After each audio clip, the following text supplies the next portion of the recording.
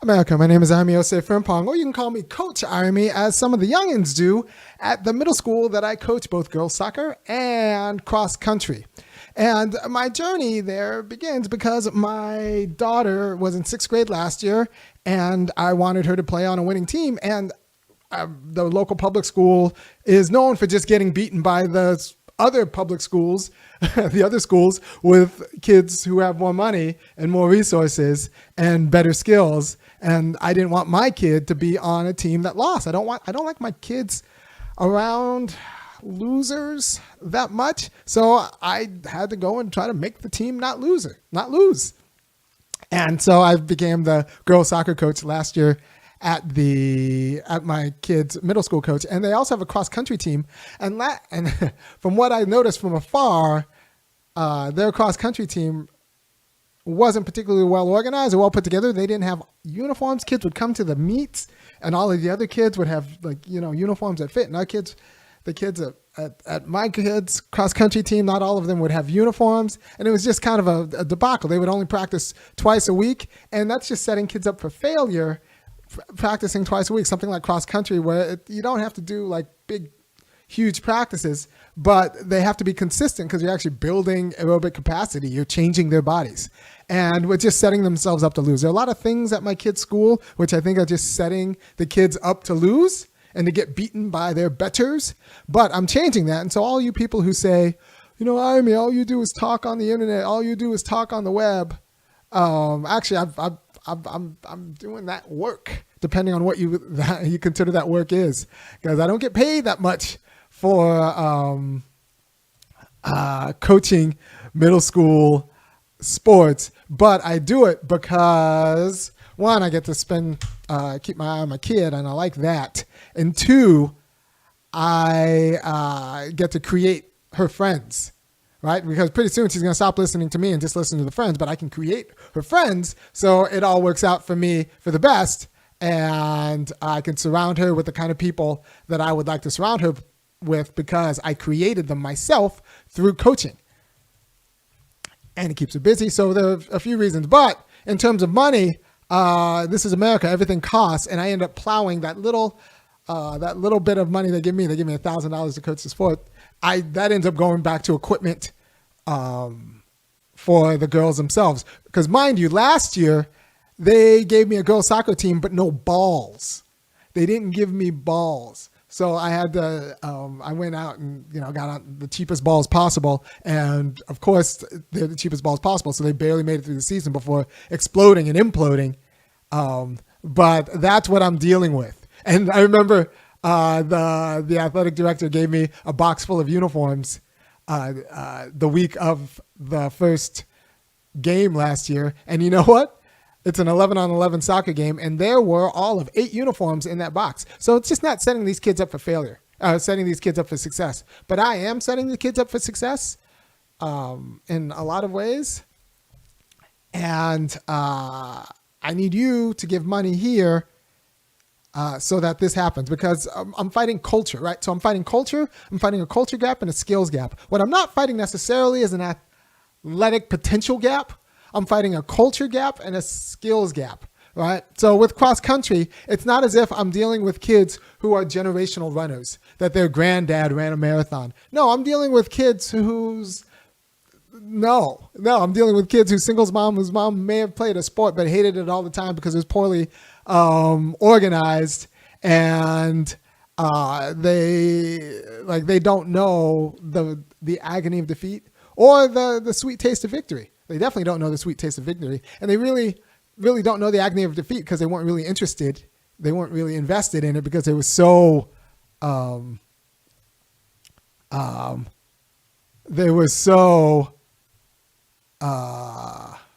weren't really invested in it because they were so alienated and poorly prepared to compete. So they didn't really get invested in actually winning. So those are the kids I'm dealing with, and I'm going to turn them into winners. And I have to do it in a lot of different ways, right? I have to meet them where they're at. And where they're at is they don't know that they can win or do they well or what it looked like to win, but they understand swag. So I have to meet them with the best swag possible, and their uniforms. So what I can do is I can have uniform swag that says like, middle school cross country, name of the school, and then cross country on it, and stuff like that. And it'll be uniform compliant. They get to distinguish themselves from their peers. I could also set reasonable goals for practices, and that's what I'm doing. I'm practicing. They used to practice only 2 days a week, which was setting them up for losing all the time and being out of shape in the races, and they could barely finish their races. So I'm practicing them every day, but like short practices, and I'm actually like working them pretty systematically. So they're actually going to do well, I think, in the meet in 2 weeks. I just don't want to go broke doing it, which is why I need you to go to www.funkyacademic.com and kick in $5, $15, or $50 a month. Or not, actually, that's what I say with my regular show. This is just like one-time donation. All the one-time donations from today are going to go right to the team. Like, I just keep plowing money into the team, and it's like I need money for myself. So I need you people to plow money to the team, because I don't want to send these poor kids out there selling popcorn and what else, cookies or knickknacks, trying to raise money for jerseys, because that's just a disaster. I work them hard enough in practice, and I work them in a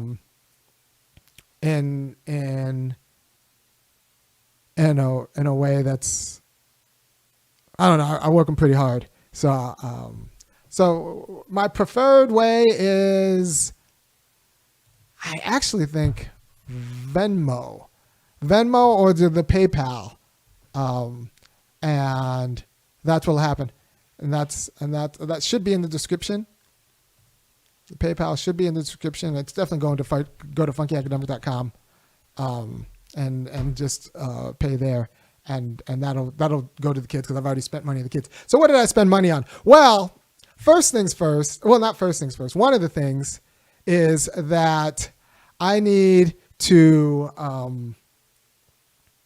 incorporate a booster organization to get what few parents actually do have resources organized to fund everything, because going through the school is kind of a disaster for a variety of reasons. So I need the parent boosters to have a pot of cash open for infrastructure, because remember, if I go through the school's just been used to losing the whole time. And you got a bunch of coaches who've always just lost, and like you got administrators who always just lose. So all they do is lose. All they do is lose. And I want to win and hopefully teach them how to win. So I can't really like go to them explaining like what I need to win, because they won't understand. And as a one time, yeah, you can go to funkyacademic.com, and it allows you to donate one time, and all the one time donations today will go to the kids. All right, so this school administration just knows how to produce losing teams who end up being cast members for other people's victory stories, and I want to create a winning team. So I need a pool of money that's not tied to the school. So I incorporated the boosters, but incorporating takes fees, right? So and then I have to incorporate it as a nonprofit to get a bank account, so that that doesn't charge monthly fees and have minimum balances. So in order to get the nonprofit bank account, I need to incorporate the boosters for the soccer team and the cross country team as nonprofits, which means I need to pay the $295 for the nonprofit fee, in addition to the $105 incorporation fee, right? And that's just at the gate. So that's money that's spent. Also, last year, all of the other cross country teams would have a canopy where their athletes could rest and relax and kibitz. Whereas my little cross country team, the cross country team affiliated with my kids' junior high school, they were just out there wandering in the elements at that same time. And so I need to buy a canopy, and those cost anywhere from $105 if I get the cheap one, which will probably break, to $300, so that I could have the canopy that I can actually put up. And so the kids can actually lounge in shade as they're waiting for the race and after their race. So there are little things like that just cost money. And I have kids right now running in basketball shoes. I have kids running cross country in basketball shoes. Good kids. And I need enough money to create like a shoe library, because I officially can't give these kids shoes. But what I can do is you have a shoe library, and then they get the kids. Then I can lend the shoes to the kids. And at the end of the season, if they conveniently lose them, that's not that big of a deal. Right. So the Booster Association won't let you just like give kids money, but it will let you, set up these like lending institutions, and then a forgiveness policy, a nice forgiveness policy. I want to create a culture. I'm making an intervention into a culture, because the parents don't understand what distance running is. And if you've ever been to a 5K, what you don't see there are people raised by poor black people. If you've ever been to like a community 5K or a run club or anything like that, who's not there? People raised by poor black people. But you know who's at my cross-country team? I can get kids raised by poor black people. I'm making a cultural intervention. Cross-country is great because it actually teaches emotional regulation and long-term planning and discipline. At the junior high level, the races are 3K, that's 1.8 miles, and just the ability to run 3K without walking or giving up on yourself is very countercultural for a lot of kids. All right, so that's one bit of success. If you run 3K, if you run the distance without actually walking, you get a uniform shirt that says, with the emblem and middle school cross country on it. If you just run it without walking, that's the first thing. And I think that's actually a lot, because I'm dealing with girls and the entitlements, and so like it's a boys and girls teams, but there are different entitlements with how we gender the kids. And so if you run the 1.8 miles without walking, you get the uniform shirt. So but I have to pay for those. All right, school's not going to pay for those. I need the boosters to pay for them, but the boosters, a lot of my parents are poor, right? So and I need you to pay.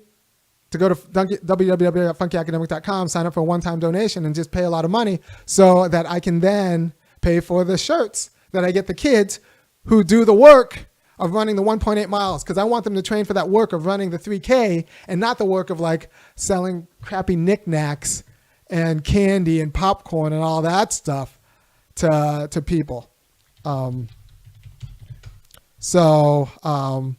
you want the super chat popping, like, I've already plowed in a ton of money to this game. I just need to make sure that the cross-country team has all the swag they need, and I can also pay my rent. So this is a fundraiser for the team.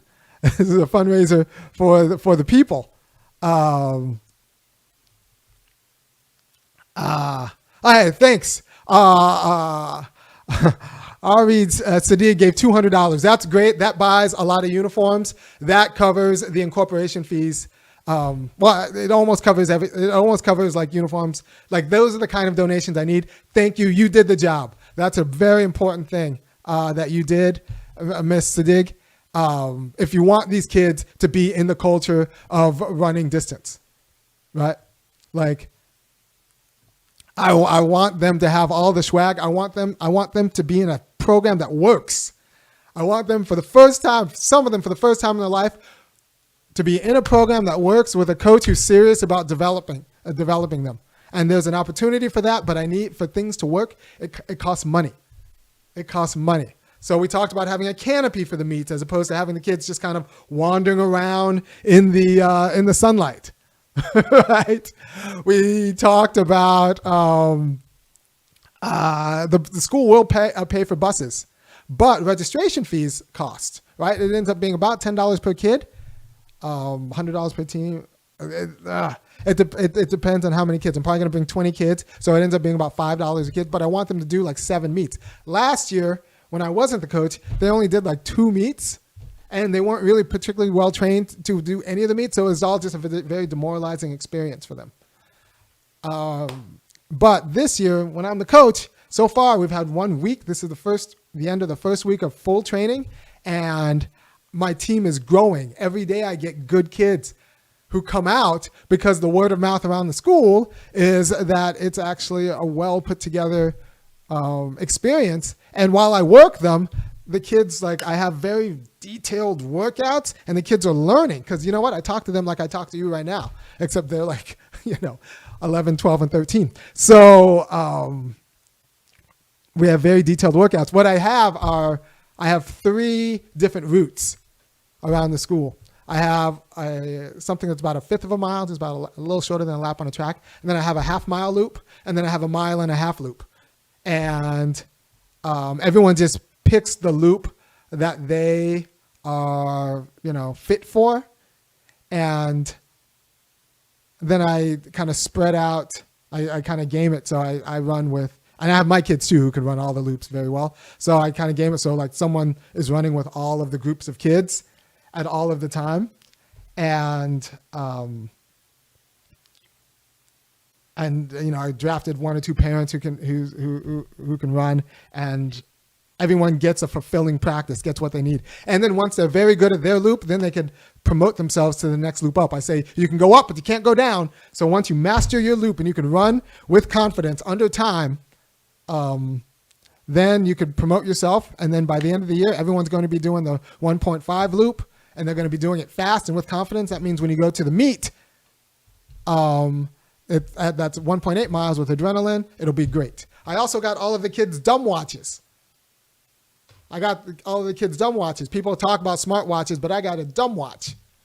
And dumb watches are great because the kids don't need all the Apple whatever. What they need is a stopwatch to be able to keep their time on their loop so that they know what their PRs were. So I explained to them what PRs were, PBs, and we did all of that regular track cross-country talk. But I also went and got them dumb watches. And those are $10 a pop. This watch right here is a $10 pop, but it's a stopwatch. And they're kids. And right now I bought 10, but like a few kids had their own watch. I gave those all out. And so, and I need to buy another 10 more because the team is growing. I pretty much, in my view, every kid who is not playing football actually should be on this cross-country team. You're in junior high, your body hasn't screwed up yet. It's not too late for you. And the only reason you shouldn't be on it if you're playing football is because like you're actually having football practice at the same time. There are girls playing volleyball. I guess that's fine. I wish there wasn't a cheer program, but there's a cheer program. I wish all those cheer girls were, instead of doing cheer, were doing cross country with me, but there's a cheer program. I might do a different video about why I'm very ambivalent about cheer. I think it's teaching girls how to become flight attendants as opposed to how to be pilots. And I'm trying to teach them how to be pilots. I want them out there winning, not presenting. And so I got them all dumb watches, and I handed them out, and I need to get another 15 more because they keep coming out.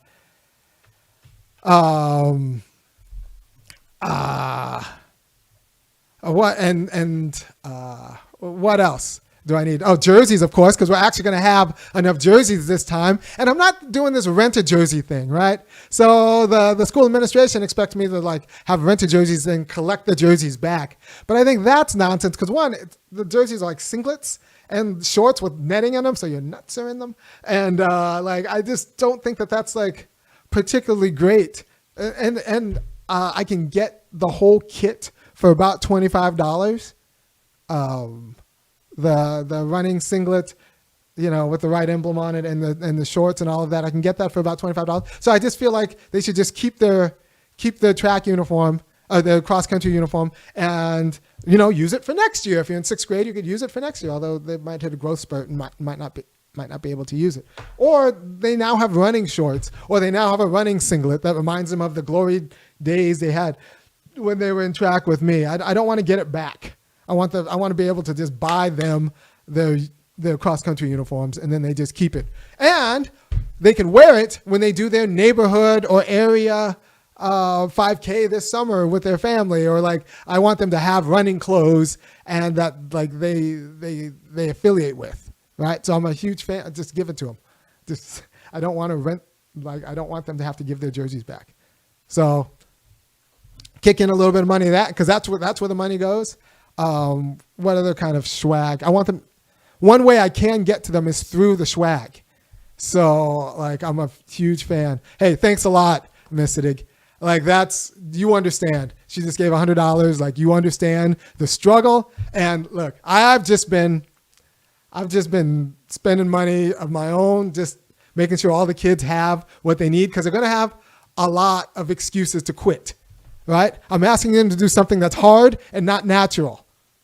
Running cross country is hard and not natural. There's nothing that, and it's hot and it's countercultural. So I'm the easy things for them, I want to make very easy for them because the hard things for them, I'm making pretty hard for them, right? It's funny because I had the parent meeting yesterday and all the parents showed up and I had the parent meeting outside. I could have had the parent meeting inside the gym, the climate control gym, but I had the parent meeting outside. And I said, I'm having this meeting outside because I want you to feel what I'm doing to your kids and appreciate what I'm putting them through. And so that you respect them and you hydrate them and you make sure that you get them to bed on times because this is what I'm putting them through when they're out here with me. And so I had the parent meeting outside about, how I need to start a parent booster club and how we're going to kind of raise the money ourselves and make sure that this is done the right way so the kids end up like with a cultural difference. I also do core work with them. And the core work is we start with 5 wide arm push-ups, and then they pair up and they do 5 sit-ups, and then they do leg lifts. Pretend these are my legs. 1, 2, 3, 1, 1, 2, 3, 2, 1, 2, 3, 3, 1, 2, 3, 4. We do up to 5 of that. Flex foot, straight knees. It's 1, 2, 3 on their back. And then we do diamond push-ups and then regular push-ups, 5 of each, right? So that's getting their core right. And we do 5. Next week, we're going to do 10. The hubs. Hey, thanks. Your hubs knows the struggle. Thanks. Your husband knows the struggle. So we do that kind of core workout. And then next week, we're going to do 10. And we're going to try to increase 5 throughout the season. Because the core is what helps them not fall apart halfway through the run, right? And through this, they'll know how to, work their core in a serious way. Because I'm teaching life skills, and the idea that every day, not twice a week, every day, you do your push-ups, you do your sit-ups, you do your leg lifts, and that's just part of your hygiene. That's just part of your health and hygiene. That's just an everyday thing that could change lives. I still do the core workout that I got from my high school track coach. I wish I would have, we had junior high programs, but I still do the core workout that I have my high school programs. And if you can't tell, I'm pretty, I'm not young, but I move pretty well because I kept these habits. So I'm giving them the quality of habits that'll last, as opposed to other people, peer pressures, who will give them the kind of habits that they'll have to quit. Other people are teaching them to vape and smoke. But in my program, they're learning the kind of habits that they won't have to quit. And in general, I tell them, don't pick up any habits that you're going to have to quit, because that's bad. All right, so I'm teaching these poor kids, these black kids, and Latino kids, and good kids without a cross-country background, how to think about running distance. And they're not fighting me because they want to be something. They want to be something, especially the boys who know that they're not going to be able to be anything unless they can do stuff. Some of the girls are hard because they think they can be stuff without doing stuff. And then that way you tell them to do stuff and they think they're bad and they think that that's bad. But the boys know that if they want to be something, they got to do something. So the boys are like, I'm giving them an opportunity to develop the skills to be something. So they're a little bit more appreciative. But the girls get it too, because the girls want to be something too and not just present. They want to actually do things too. So the program is growing, but as the program grows, so does the poverty, because my kids are poor. Because the kids in the program are poor. So like I said, I had a kid running in basketball shoes. So I gotta buy shoes, because I don't want him to have to run the whole season in basketball shoes. But he's been He's running this whole week in basketball shoes for the first week of practice. And I don't think that's in the offing because I just don't think he's got the money. So like, I'm going to end up buying him shoes. I just also want to be able to keep my house and my marriage and my family and not stress everyone else by spending house money on buying other kids' shoes. I want you to kick in and help me get this kid's shoes and I want the shoes to fit. I want all my kids in running shoes that fit. And believe it or not, that's actually a struggle. Because I want them to succeed. I don't just want them to be fodder for other people so that other people can say that they are like number 1 out of 100. I don't want my kids to be number 80 out of 100. And at this school, these kids exist to be the lower percentiles of other kids so that other kids get to say that they won. I want the kids of my kids' school to win. I want my kids' friends to win. My own kids already win, but I want it to be known that my own kids win, but they're regular. They just come from a good system, and this good system is scalable, and this is how I'm scaling it through the school. But I need to scale the money too, so that I can, because my own kids with Osei-Frimpong as their last name, they do have running shoes that fit, right? So I need to make sure that every kid's on their team also has running shoes that fit. Every kid under my tutelage, they're going to learn how to do this the right way.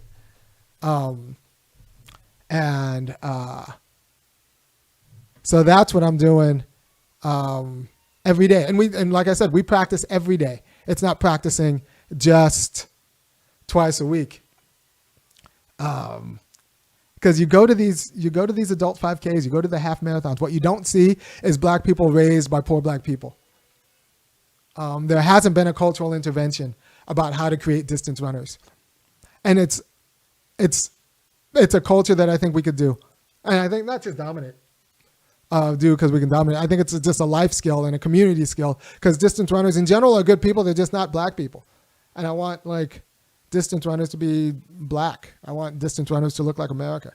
I want your inner city 5K to look like the inner city. And to do that, it needs a cultural intervention, because I'm dealing with a lot of kids, either from broken homes or with parents who did not take sports seriously or were not set up to take sports seriously, and they don't know how to do it with their kids, to push their kids for something like this. And and we don't let kids do a lot of things, but sports is one thing we let them do, and that's one reason why I think we should teach them how to be good at it, because that's teaching them how to be good at something they're doing. And then as they get older, they'll be good at other things they're doing. Plus general health.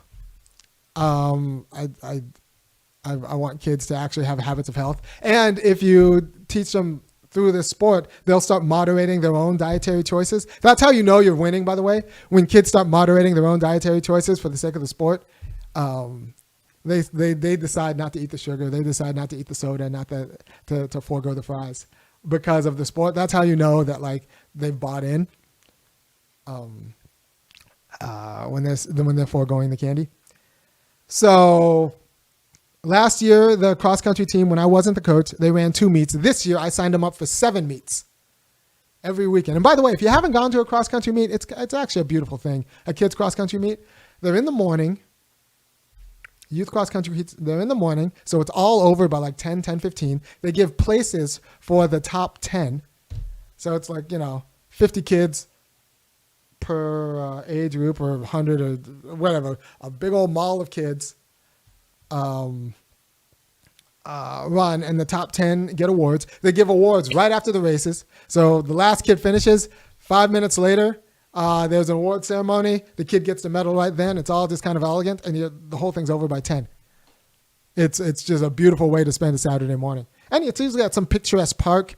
The only weird thing is, and I say this watching my kids run for the last few years, it's weird once they hit once they start off the pistol, and the kids are running, and then I take a breath, because then my kids get out of view, and I'm just thinking, I am just kind of enjoying the morning, loving my life, and my kids right now doing the hardest thing possible. It's weird doing things that are harder than what your kids are doing. And for that, like 6, 7, 10, 12 minutes or whatever, your kid's busting it. And you're just kind of like having a lovely morning. They're out in the woods somewhere because these cross-country courses usually involve woods, like some sort of wooded path. So they're off in the woods and they're just like kibitzing with the other parents, waiting for them to come back and hoping that your kid is, you don't know where it's going. And then hoping that your kid's doing well. And it's just like a beautiful thing. It's a beautiful thing. When you have kids, do cross country. If you've ever been to a cross country meet, and I want to contrast that to a track meet or a swim meet, because those take forever, and it's a less pleasant experience just because like the span of it. You get there in the morning and you just leave like a daybreak or a day at dusk. And you almost need a day after to recoup. So track meets and swim meets are something else. But soccer meets, not soccer, cross-country races are beautiful, So what else should you know about my struggle? I'm getting all the kids dumb watches. Dumb watches, not smart watches. People don't need smart things. They need dumb things. They need a stopwatch. They need a wearable stopwatch. And it might be just good for them to have watches in their lives so they get used to like being accountable for being on time for things. So $10 per kid, I'm getting them. I'm getting a watch. Some of them have phones, but no regular watches. I'm getting them a dumb watch, and I don't want to see their phone. I had to tell a kid to put a phone away. And I did it clearly, unambiguously, and then he put his phone away, and that was it. All right, so, but I got to pay for the dumb watch. Or the dumb watch has to be incorporated into their dues, the team dues. But these kids can't pay a lot of the parents can't pay the dues or are not really culturally disposed to. They might be able to scrape it if it were maybe something they felt more comfortable with, like basketball. But asking them to pay like $80 for cross country, that they're just not culturally there yet. They don't get it. This is new to them. This is new to a lot of them. And I appreciate that it's new to them and they're willing to get their kid out. Now, honestly, a lot of them are willing to get their kid out because they don't know what to do with their kid from 4 to 5 in the evening. And so they signed their kid up for cross country assuming that they would hate it. And I was surprised when their kid actually comes home talking about it and doesn't hate it and instead finds a dignity out of it, because I'm pretty good at like bringing dignity out of non-obvious places. But that's where we are with the kids in cross country. They have a dumb watch. I'm making sure that everyone's getting shoes, and I have to teach the parents how to be parents and how to pay for things, because this is in America. Everything costs, right? And I'll tell you the truth. A lot of these school programs and a lot of the youth programs in general are just glorified daycare where they don't actually teach kids how to do things. And this isn't that. I'm giving them life skills. I'm giving them life abilities and ways of thinking about their lives in a way that they hadn't before and that they need. And I can't presume they're going to get anywhere else. That I can't presume that they're getting anywhere else. So if you appreciate what I'm doing, and I think you should, go to funkyacademic.com, kick in one time. All the one times of today go to the cross-country team. Like I said, this is going to happen whether you kick in or not. I am not going to have them shilling door-to-door selling knickknacks. I put them through too much to do that, right? I am not going to have them not have uniforms that fit and all of that stuff. I'm not going to have them run in basketball shoes. I'm going to have them run in regular shoes. I'm not going to have them not be able to train aggressively because they don't have a stopwatch. I'm going to get them stopwatches.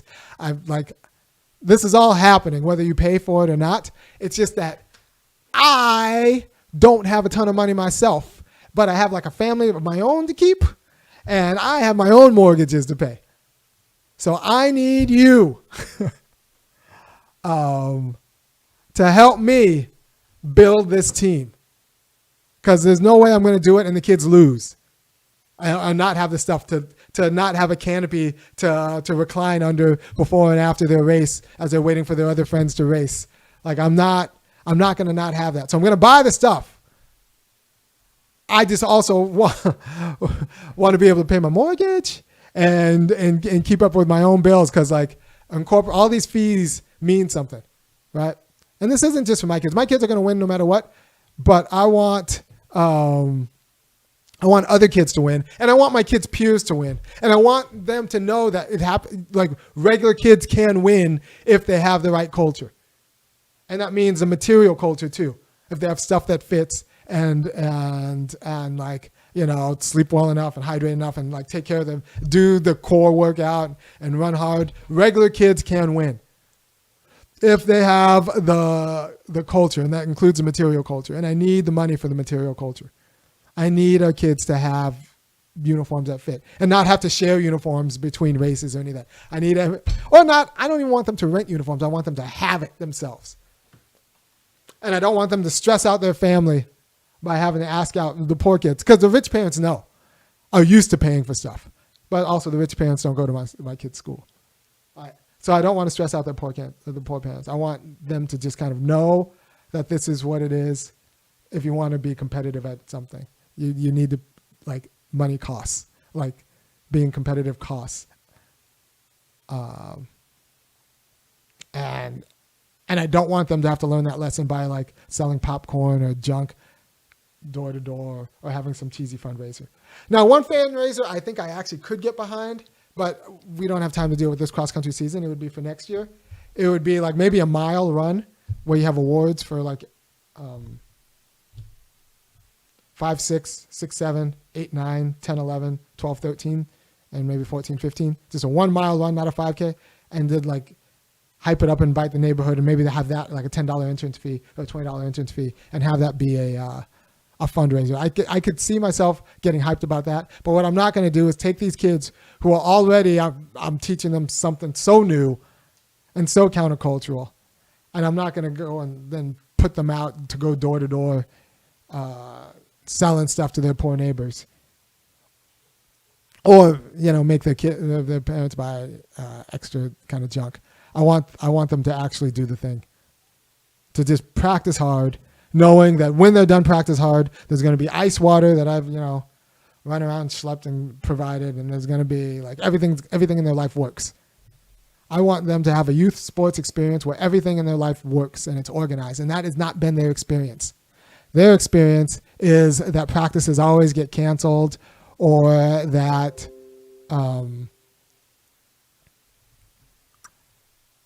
that practices always get canceled, or that uniforms don't fit, or that there aren't enough of them, or that like it's a youth sports experience that's unbecoming of their dignity as 11-year-olds. And I'm trying to teach them that anytime you see a 12-year-old from any of the other schools do something, you can do that too. There's no reason. You don't have to lose to the kids from the richer schools.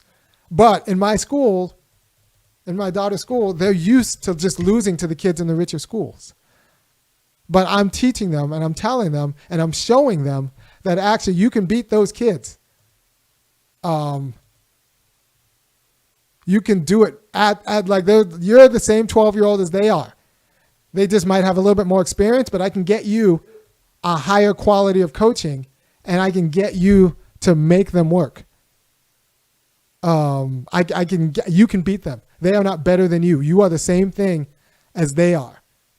Because right now, like I said, I'm at an all-star-run school. I'm like at the equivalent of SEC football, except I'm Ole Miss.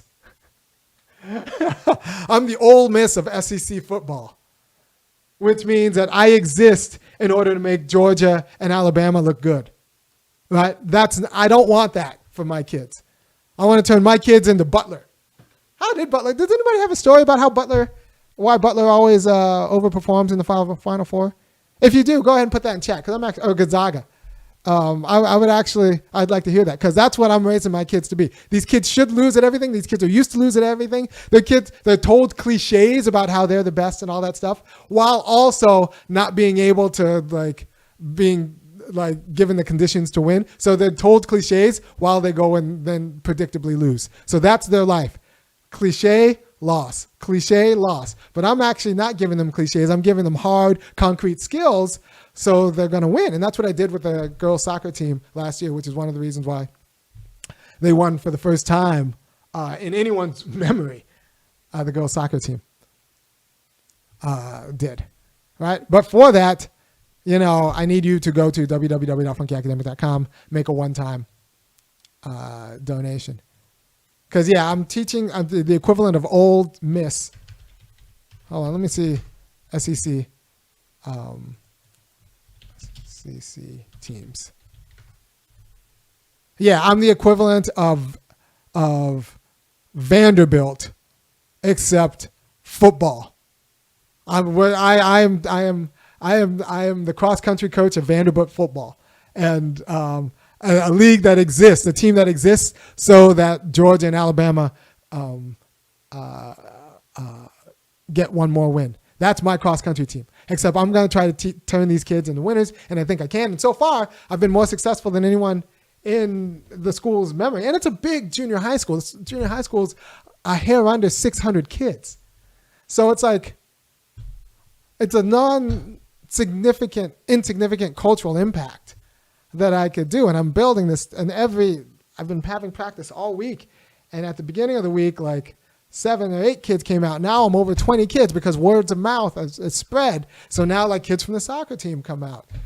Because, the soccer team kids could win more. This is the boys soccer team, not the kids I coach. They could win more if they were a little bit better in shape. So word of mouth that this is actually a good program has happened. So now I'm starting to get kids, but the kids I'm getting don't have a ton of money.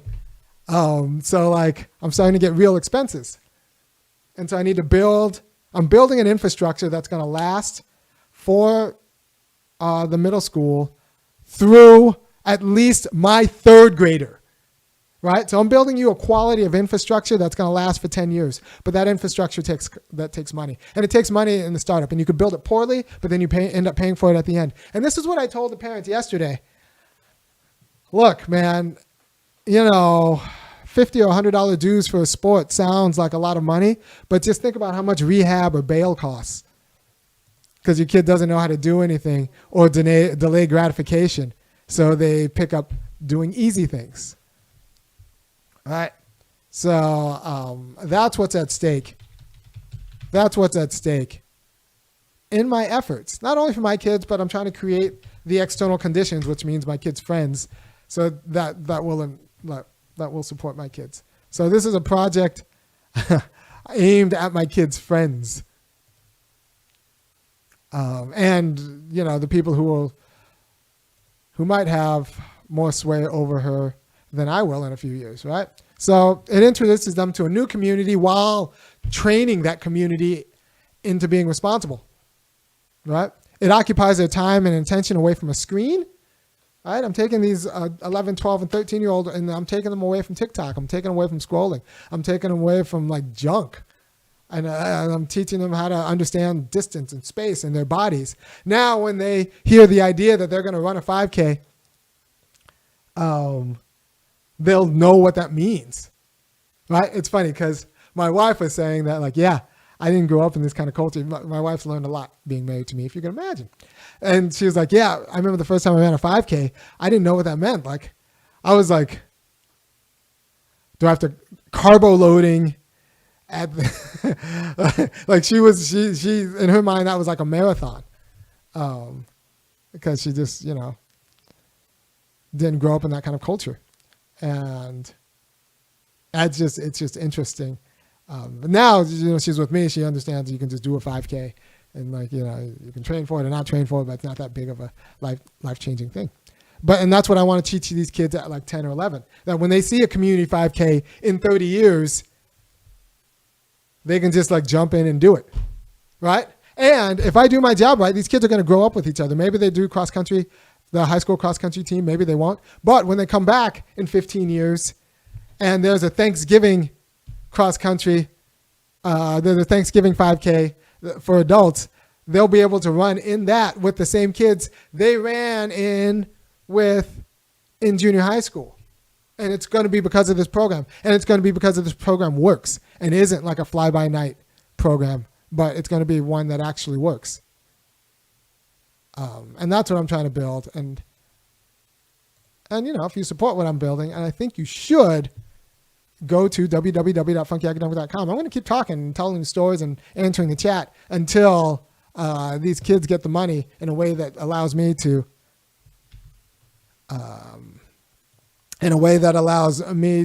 sustain my house and not stress out my own family. And so that is what's at stake here. And I need you to go to www.funkyacademic.com and kick in. And what else do you need to know about cross country? It's not too late. Junior high is not too late. A lot of sports are too late, but these kids will not be Olympic gymnasts. You needed to start that stuff early and well.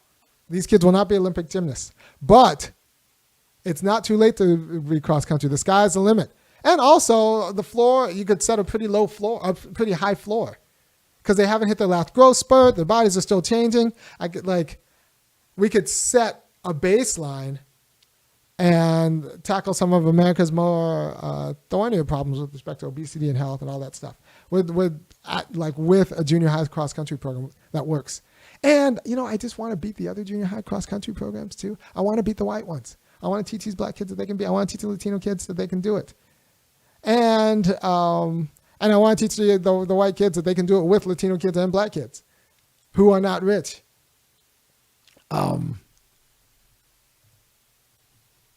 So that is what I'm doing with my time, with my afternoon. And I'm doing it every day. And I'm teaching them that consistency matters.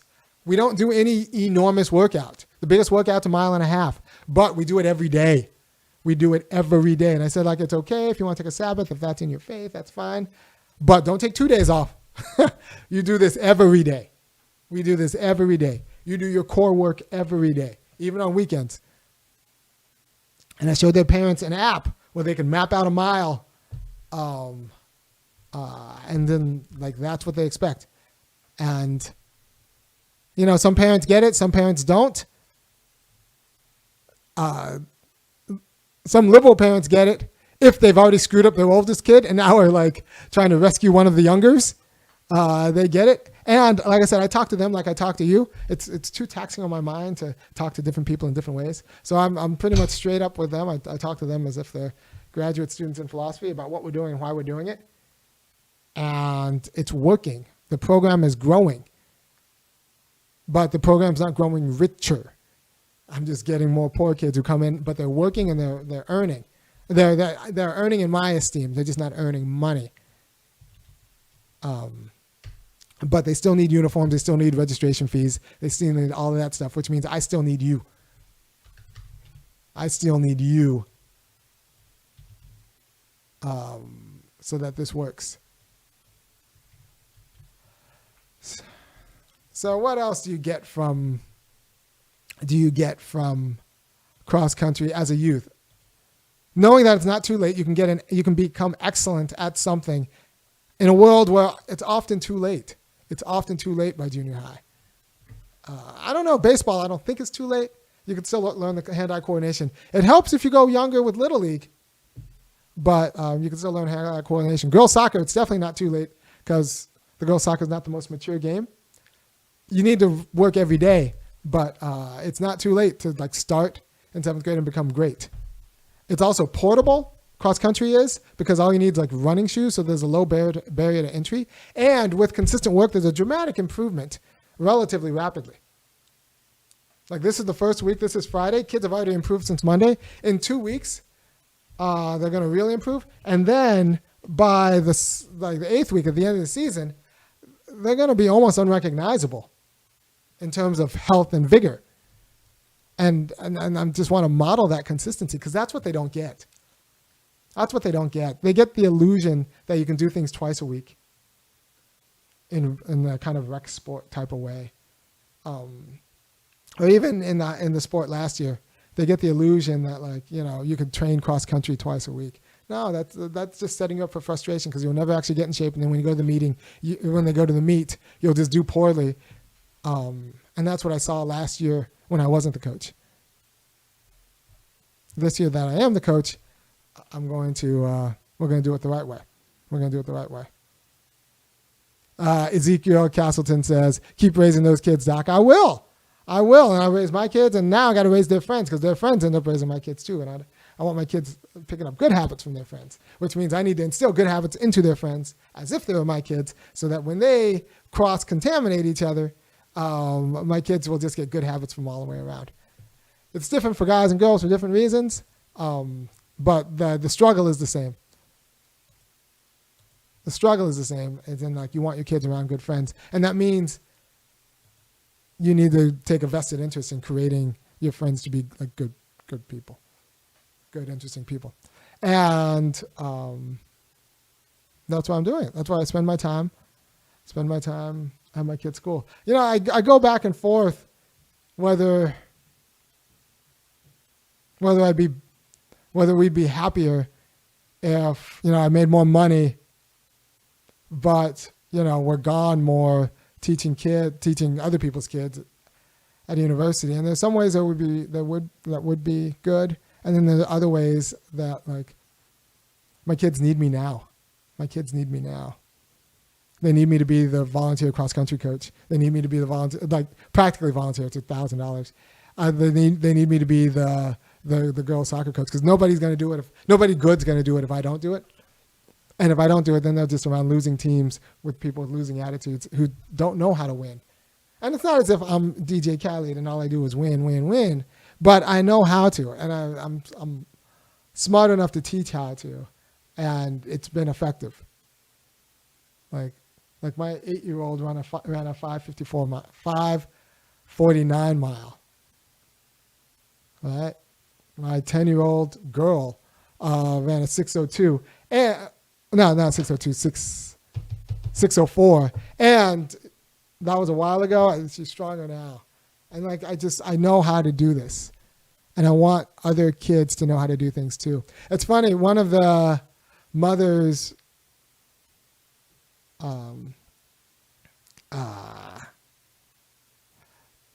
I might get drafted into doing swimming lessons because if you don't know, it turns out that black kids don't know how to swim very well. And the lessons that you get at some of these institutions aren't particularly great.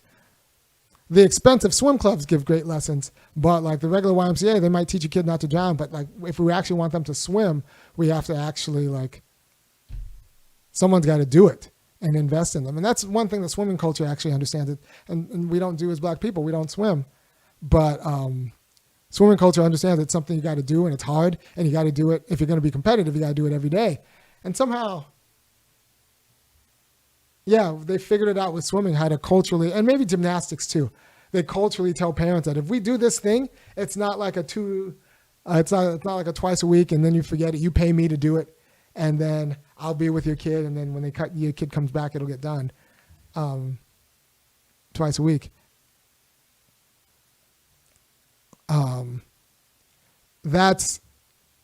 That's not how you do gymnastics. That's not how you do swimming. That's not how you do cross country. That's not how you do a lot of things in life. But we market to people that we market to parents that, they could just pay a little bit of money and this 2 times a week event will actually make their kids competitive, actually deliver skills. And really it's just end up being a glorified daycare and a different kind of hustle. And I'm not in that business. I actually do it. And so that's why my program practices every day. We practice every day, not a long time, because I don't need a long time, but we practice every day. And I want them to understand that important things you do every day. If you can do it twice a week, it's not that important. The really important things you do every day. You do your core work every day. You do your run every day. Maybe you take a Sabbath, but really important things you don't do twice a week. You love your parents every day. And it's funny, with the parent meeting, I mentioned that one of these kids, they get a little frustrated because their kids want to quit because it's hard. And they're surprised that they raised a softie. But I'm telling them that they need to have conversations about how everything meaningful in life isn't easy. Like very little that's meaningful in life is easy all the time. There are moments of ease and there are moments of happiness, but for the most part, there's a lot of pain. For example, I told them, you love your children, right? And this is what I said at the meeting. You love your children. The children are very meaningful to you, but not every moment of your child's existence for you has been great, right? You didn't love giving childbirth. You love it that's not great, but you have to go through that pain in order to get the kid that you do adore.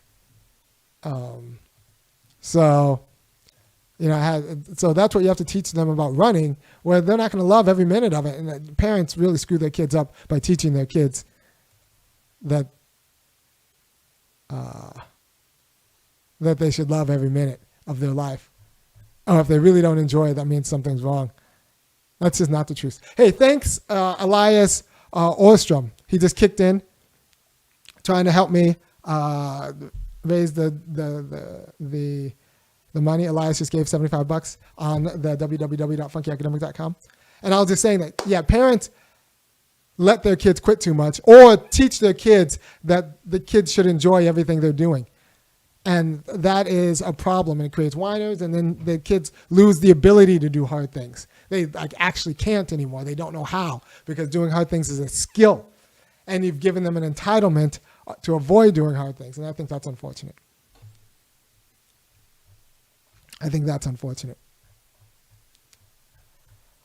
And I'd rather not. I'd rather teach my kids how to do things well. And I teach my kids' friends how to do things well. And I think Gina Murray said something interesting. Take a vested interest in who and how they marry and form families. That's how they win. Well, yeah, a little bit, but it's, yeah, also, I mean, smart people attract good people, right? You attract your level in a way. You attract your level in a way. And I noticed this in college that, you know what, if I had my stuff together, I would have just forget wilding out in my 20s and all that stuff, figuring it myself out. I would have just locked down a nice woman in undergrad and I would have been able to attract one. I wouldn't have been able to, I was a mess for a while. So I respect the girls who didn't give me that much time in college in a way or who said, oh, he's great, but man, I want to get married and do all that stuff soon, and he's going to need a lot of work. I respect the girls who looked at me and thought that, because it was true. It was true, because there were some really great, girls, and they looked at me and we got along, and they really wanted to see a future with me, but all they saw was struggle, and it would have been, and they didn't want to sign up for that. So I respect that. But I want my kids I want people to look at my kids and not see a life of struggle, and see a life of not necessarily ease, but a life of meaning, because someone gets it, and they get all the things. I did not get all the things when I was in college. I got 22% of the things. I got 22% of the things. One of the reasons why I do this show is I want you to have more of the things. I want you to have more of the things so that you raise better kids who themselves have more of the things. And so they are ready when they go to college to just meet their life partner and not waste time. And be able to attract the right partner. To attract the right partner. So I'm not one of those bitter guys who scorns a woman who broke up with me. I respect your game. And almost to a woman, they're living really cushy lives because they met someone who was almost to a woman. There are a few who probably would live cushy lives. I don't know. Almost to a woman, they made the right deal, both dating me and breaking up with me. So nice work. If you're watching that, one way you can appreciate this, if you're watching or see this video, is go to www.funkyacademic.com, kick in, and we could and help this girls soccer team and cross country team. Because like I said, no matter what, I'm paying for the uniforms. I'm paying for the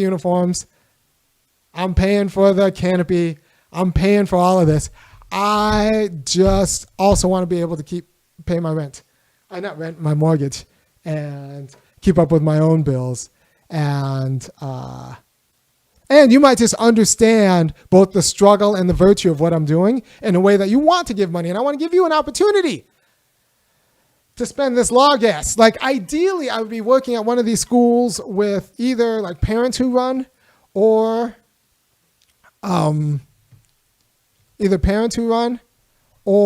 like a grandparent who are nostalgic. Someone asked if I have Cashapp. Yes, my Cashapp is in the description of the video. In the description of the video, you'll find Cashapp, you'll find Patreon, and if you go to Funky Academic, you'll find a way to put in credit card through the PayPal. So in a well-ordered world, I could just tap into nostalgia of some grandpa who's on his way out, and he just writes a $3,000 check, and that settles that for the whole team. And with $3,000, I can build the infrastructure for cross country. I can build the infrastructure so that next year's dues would only be like, $30 per kid, or something like it would be relatively nominal. But that's not the population I'm dealing with. My population's grandparents did not run cross country. They did not, and a lot of them already did, and they might not get what I'm trying to do with the kids. And so I need to figure out a different way to raise money, which is me doing this, my different way of raising money. So I will continue to talk to you about the joys of coaching your kid's team. And there are joys. And I ask my kid, I check in with him. Every few weeks, is it okay if dad's a coach? And to a person, even when we're fighting, my kids like me being their coach. And I like that for them. Because both they like being around me because I'm their dad and they love me. Even though, we sometimes get into it.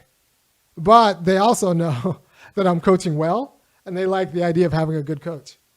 If I were a bad coach, I don't think they'd like me around as much. They would still probably like me around, but one of the reasons they like me around is they actually see me improving their friends, and they see me being a good coach. So that's one of the things you can do if you're not, working too much for the money. You can go coach your kids' team. Go coach your kids' teams, which is important.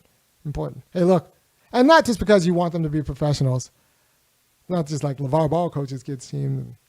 But you want to actually have a finger on the pulse of your kid as you raise them and on their friends. And you want to actually be a cultural influence on their friends' life so that they are good influences on your kids' lives. And, winning's hard to do.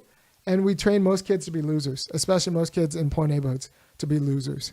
And I don't want to train my kids to be losers. I want to train my kids and their friends to be winners and to know how to win. I don't want them to be the old miss of SEC football, a team that just exists so that other teams can say that they have one more win on their record. I do not want that. But that's currently the state of this cross-country team. They exist so that other teams do well. And so that's where we are. And that's what I'm changing. And I think I already have changed it. I already have changed it in a week. So girls soccer was interesting because in both cases, I got hired entirely too late. So last year, I sent the girls soccer seasons in the spring. Last year, I sent notices to all of the regular people, all the relevant people, all the people I should send notices to in October. And they didn't, because I wanted to start working with the girls in October, I wanted to start working with them early, because if I work with them early, they'll actually have the skills to compete against the more affluent neighborhoods, and they'll actually win. But I sent the information early. Unfortunately, the administration didn't respond to me, although I kept repeatedly sending. They didn't respond to it until a week before the season began. So I got hired a week before the season began, and I kept sending and I kept sending. I got hired a week before the season began to both cut and make the cuts and draw a team and recruit for the team and get the team and then train them how to play soccer. That's not a recipe for winning. That's not a good model for the kids. But low key, a lot of people don't expect to win. A lot of key people in the administration don't even expect to win. I expect to win. I don't think, when I teach these 12-year-olds and 11-year-olds that there is no 12-year-old or 11-year-old in a 100-mile radius that is better than you. So, like, we just got to figure out how to beat them. And they're like, oh, they have more money. Doesn't matter. You have training and you have culture. You got me. You have each other. This is junior high. We can figure out a way to beat them. Doesn't matter how much money that their family has. That just means they're soft. So we just need to get hard. And so that's the way I train them into understanding that there's no kid that's better than them. That there's no kid that's better than them in these issues, in either girls soccer or cross country. There are kids who might be more skilled and more trained, but that just means we need to develop skills and develop training. And how do you do that? Well, you listen to me more than you listen to yourself. That's going to be the first thing. And how do I do that? Well, I read up and go to YouTube and think through how to create, excellent athletes or excellent musicians or excellent that. So Tina Murray asks if I have Cashapp. Yes, I have Cashapp in the description. I have Cashapp in the description. Also, they have a coach that runs with them. They have a cross country. I run with the kids. I don't just sit back and have a stopwatch. I'm actually running them, and running etiquette is that the more experienced person runs 1/2 step back, so that way the person in front doesn't really feel pulled or pushed.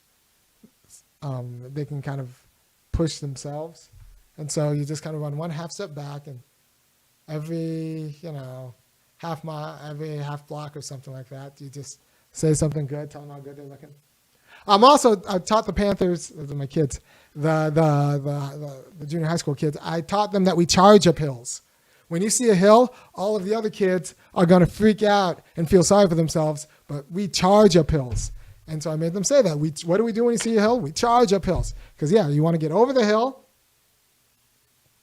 and onto the flat while the other person's still, demoralized about the hill. And so you've demoralized them. They've given up. You've broken them, like the Russian in Rocky 4, I must break you. Rocky 3? No, Rocky 3 was Clever Lang. Rocky 4, I must break you.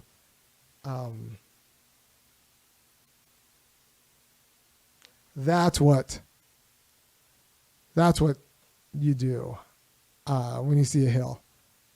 And everybody else is getting weak. But you understand that that's your power. Right? So that's how I train them, and that's how I teach them. And that, I think, is good for... I think that's good. Hold on. Good. I think that's good for them to know that they run to the hard thing as opposed to everyone else in nature telling them to run away from the hard thing. So if you appreciate the life lessons I'm bequeathing to them in cross country, go to www.funkyacademic.com, kick in $5, $50, and $50 a month, because this will offset the jersey costs and the cost of the canopy and registration fees. All these things that I've spent my own money buying for the whole team, because I do not want them, I hate the idea of them going around selling popcorn or anything like that. I also hate the idea of me spending all of my money on that as opposed to other things I should spend my money on.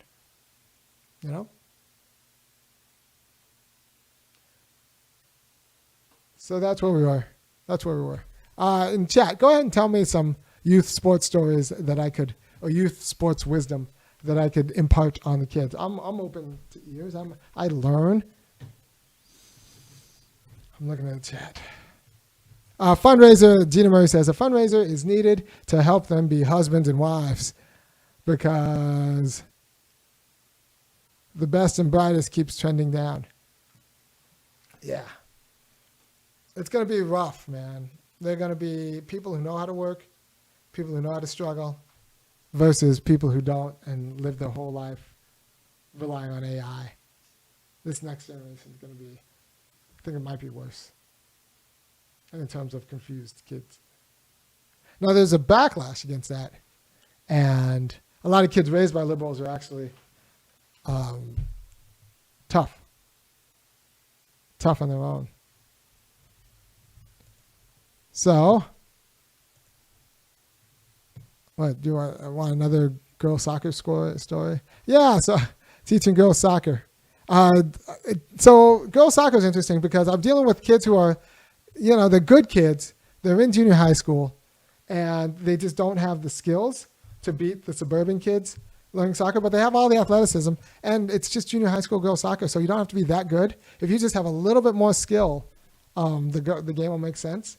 And so I was just very technical in coaching them, and it worked. Yeah, I can be a little bit proud of myself, I guess. And because we don't teach this kind of technique because it takes serious one-on-one attention, it takes patience, and people don't want to deal with it unless the student really wants to. But in a public school, you don't just teach the people who really want to, you teach everybody. And that's what I thought of with the way I ran practice. I ran practice so everybody could compete with each other, and everyone could actually have the skills to do it. All right?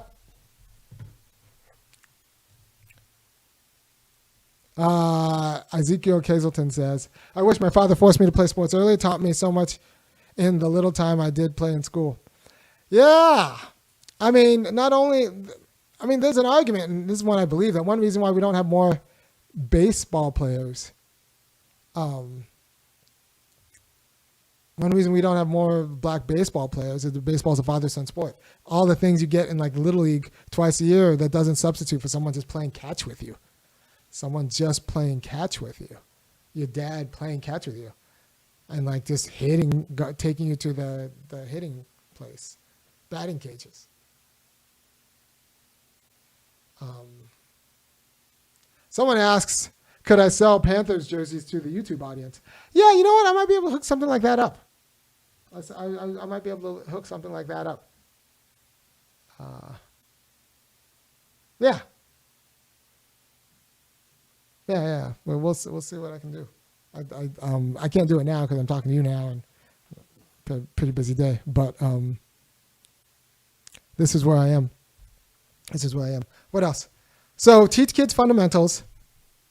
You have to get on them every day. You can't pay other people to do it.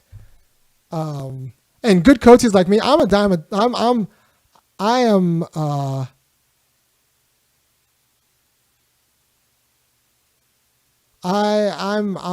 outlier as a good coach. Most coaches are bad, but the good coaches like me, you need to ply with money.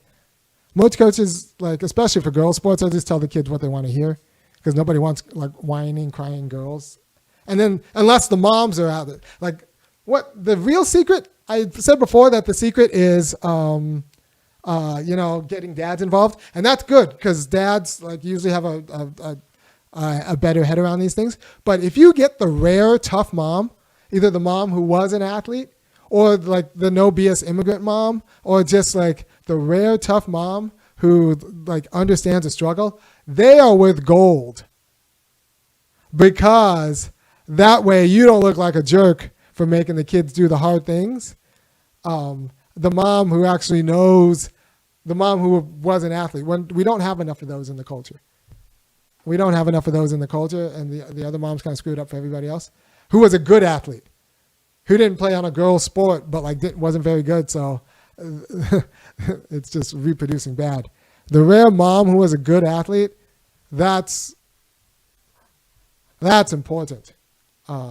That's a big deal, because especially for girls, they can't run away from the idea that sports are for boys, or like doing sports well is for boys.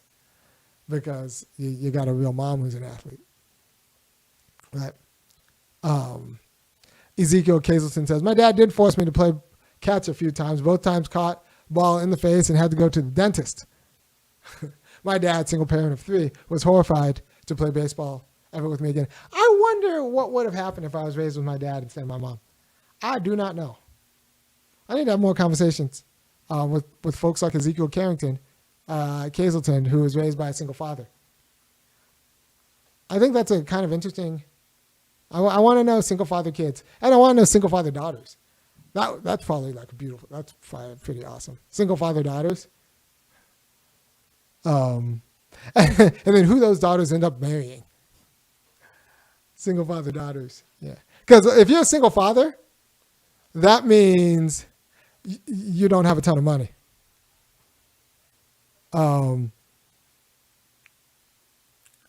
If you're a single father, that means like you couldn't attract a gold digger.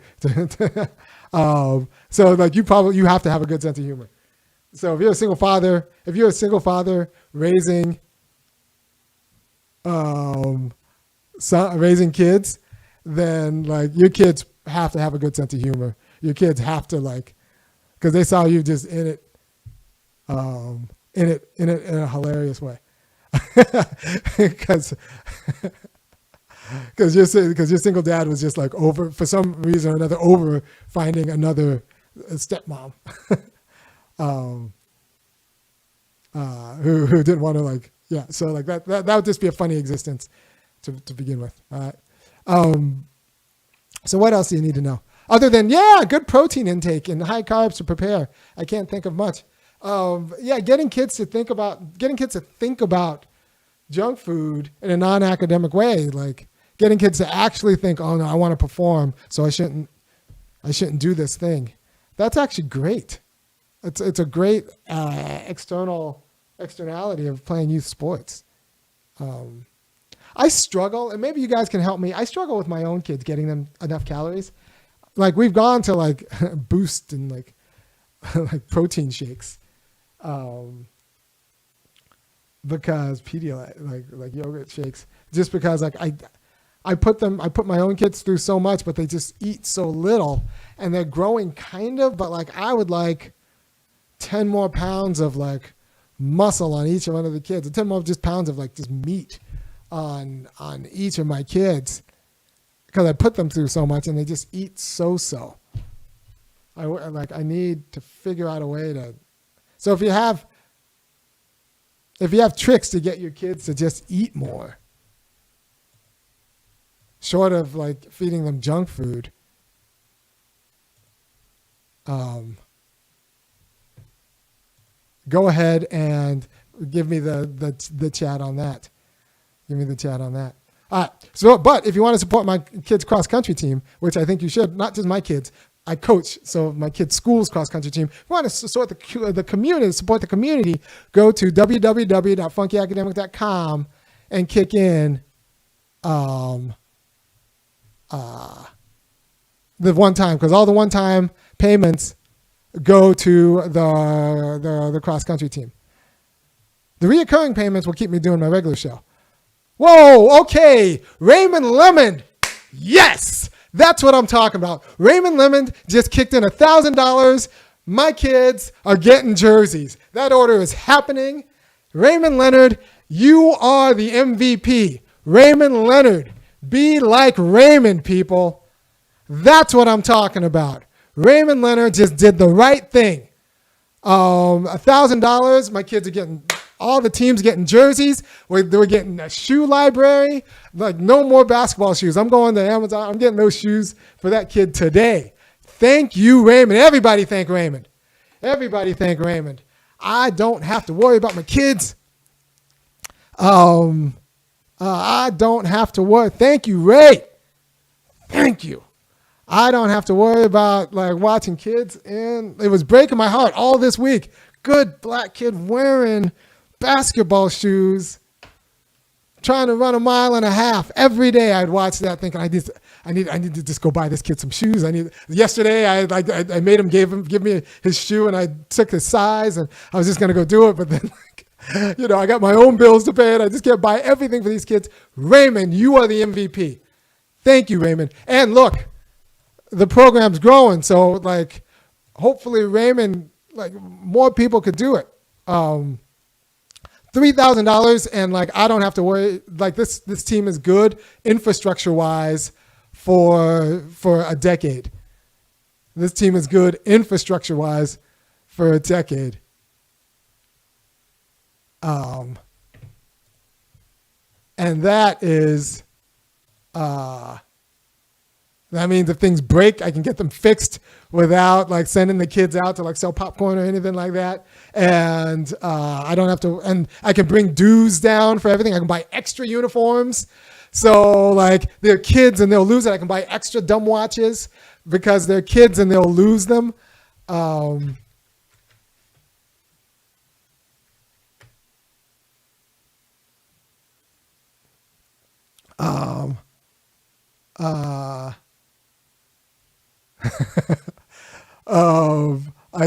like that. That takes the edge off. Takes the edge off my marriage. Takes the edge off everything. Because like, thank you, Raymond. Kids are getting jerseys. Well, I get extra jerseys. That way kids can lose them. Kids can break stuff because they're kids and they're poor kids. And maybe they don't know how to take care of stuff very well. So I need to get extra just to have it. And they live in chaotic households. So like the money will be very well put together. I don't know. I'll have the kids take a picture at the end of the year or something saying, thank you, Raymond. Raymond doesn't need to be all. He donated 1,000. Like all of this money is going to stuff that the kids need, that the kids that they're competing with already have. And so all of the money that you give for this one time is going straight to this cross-country team. Over $3,000, that means I can buy extra balls for the girls' soccer team. I'm going to tell you a girls' soccer team story. All right. So I get hired a week before the girls' soccer team begins. A week before the girls' soccer season begins with their first game. I do not like that hiring platform. First thing I said is like, all right, so what kind of equipment do we have? He's like, well, I think I can get some balls for you. And I'm like, okay, but he said it in a way that I didn't believe. So I went home, spent a few $100s and bought like 25 balls. Because if every kid doesn't have a ball, they just start causing problems, right? If they have to share balls or do anything like that. So every kid has to have a ball, and these are poor kids during girls soccer tryouts. So I knew that like if every kid doesn't have a ball, that was going to be a problem. So I went and I bought 20 balls. I bought 20 of the cheapest balls I could for $6 each. And everyone had a ball. And as you can imagine, the administration did not produce balls. They produced excuses, but that was okay because I solved it with my own dollars. And all the girls had balls for their tryouts, and like we had tryouts, and it was really it kind of worked. Now I got the cheapest balls for $6, which means they didn't last. They lasted about 3 weeks before they started exploding and popping, and they were always a little bit light. And then we went to a game against one of the wealthier junior high schools. So I had my girls and,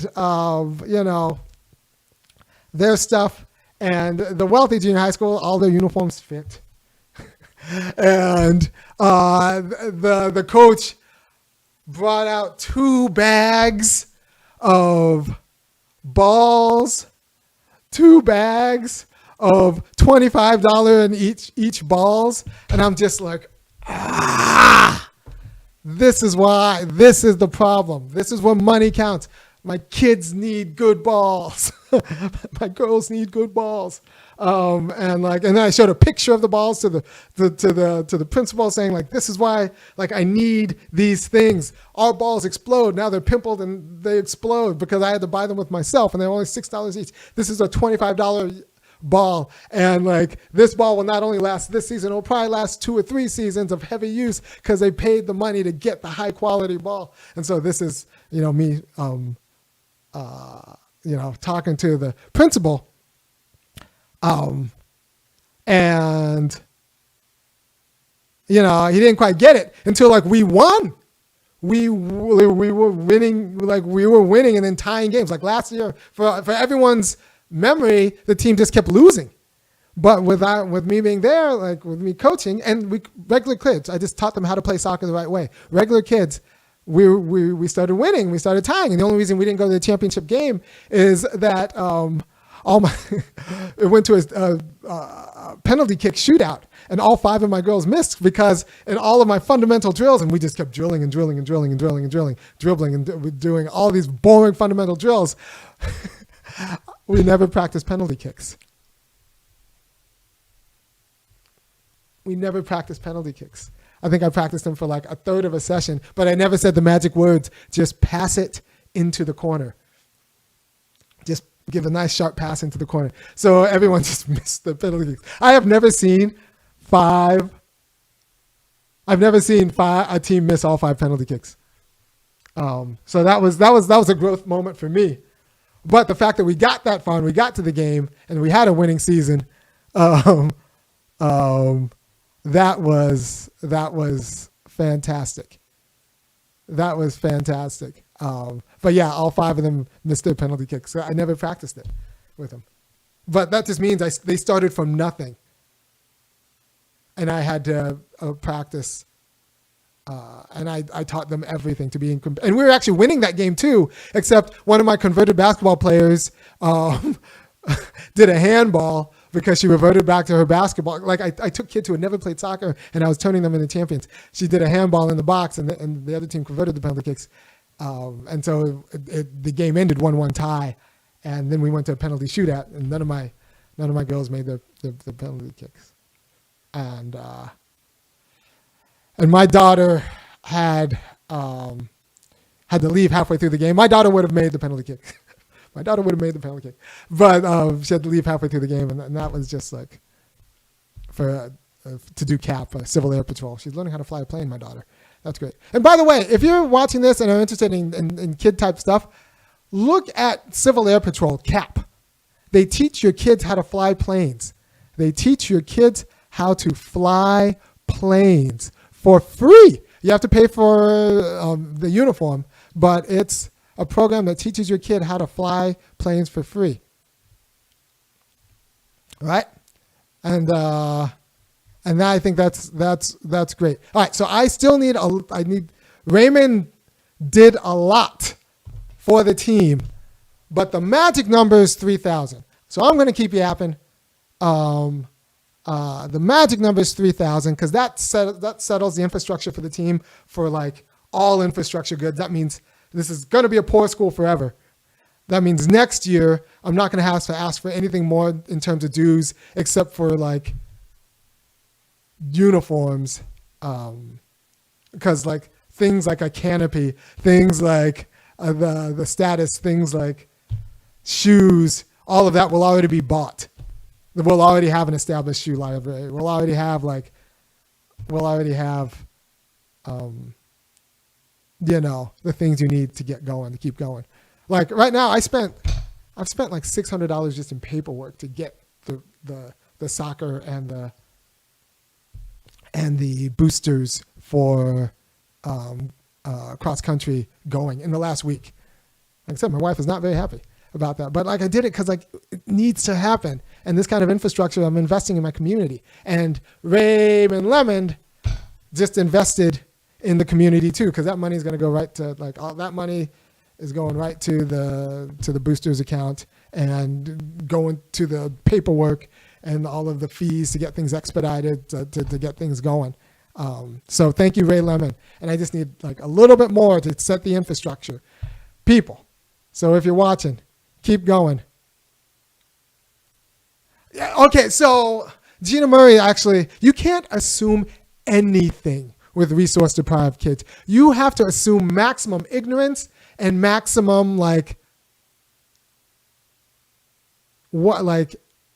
you have to assume maximum degradation. They have nothing. You have to assume both cultural bereftness, but still good hearts, but cultural bereftness, like they don't even know how to do the right thing. Like I said, I got them the dumb watch, these dumb watches, $10, so that they have a stopwatch that they can use. But I assume they're going to find a way to break or lose this. Like a good quarter of them, a fifth of them are going to find a way to lose the dumb watch. which is why I didn't get them a smartwatch, obviously. I got them a dumb watch. $10. So you can't assume anything with resource-deprived kids. You have to assume both maximum ignorance and maximum deprivation. And I got all the public housing, all of the city's poorest come to my school, my kids' school, and I just want to create a cross-country program where the city's poorest can compete against other kids, because at the junior high level, it's not too late. I can get them to compete.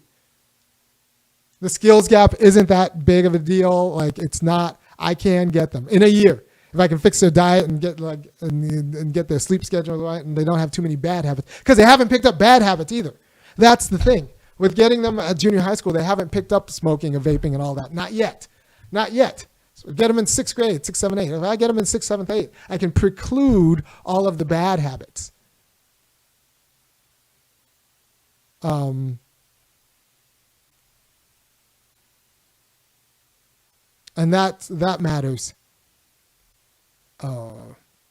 And get them to self-regulate or regulate their friends, or get all of their friends in the program. So all of those kids who would have picked up vaping, would have picked up smoking, who would have picked up all kind of junky habits, won't pick up those habits right now, because they're all of them. I raised the level of the C, and that's the goal, to raise the level of the C, so I don't have to worry about my kids being, marooned, shipwrecked.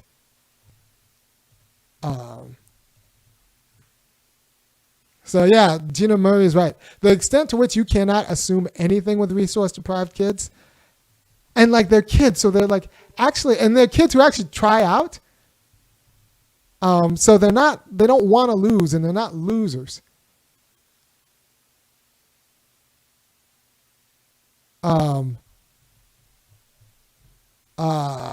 They just are set up to be losers. Break from the screens. Yeah, this is time where they're running with me, and they're definitely not on a screen, right? Just the break from the screen are I don't think we know what we do when we give 4-year-old smartphones.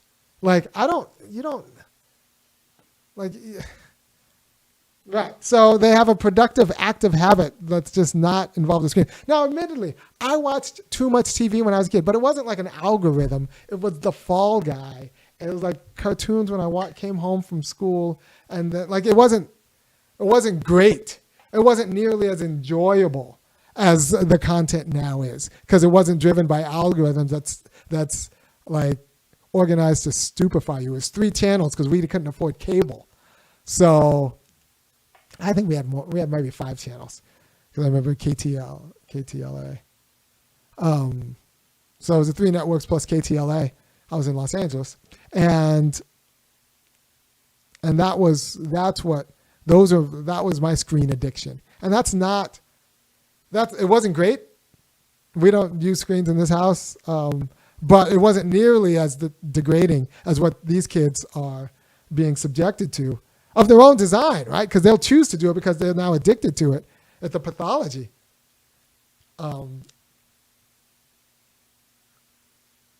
Yeah, and it's just bad parenting from people who don't want to admit that they're bad parenting. And it's I'll be honest, a lot of this bad parenting is from mothers who can't be told that they're bad parents, because obviously they're good parents, they're mothers. And obviously mothers know what they're doing.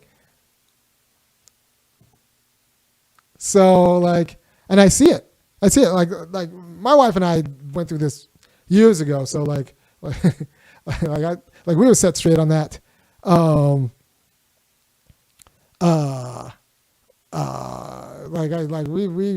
We were set straight on that a while ago. But I see these other mothers who don't know, who give their kids the phone, and can't be told that that's bad for them, because if it's they can't be told that they're making a mistake about parenting when they're really just making a mistake about parenting. Yeah. So I grew up watching MacGyver, who in my junior high school and high school years were spent understanding that if I wanted a hot girl to like me, I had to be smart, because MacGyver every week at a different hot girl to like him by being smart. And I too wanted hot girls to like me. So I just had to be smart. And that was what I learned from MacGyver. People aren't learning that from Andrew Tate or Jordan Peterson.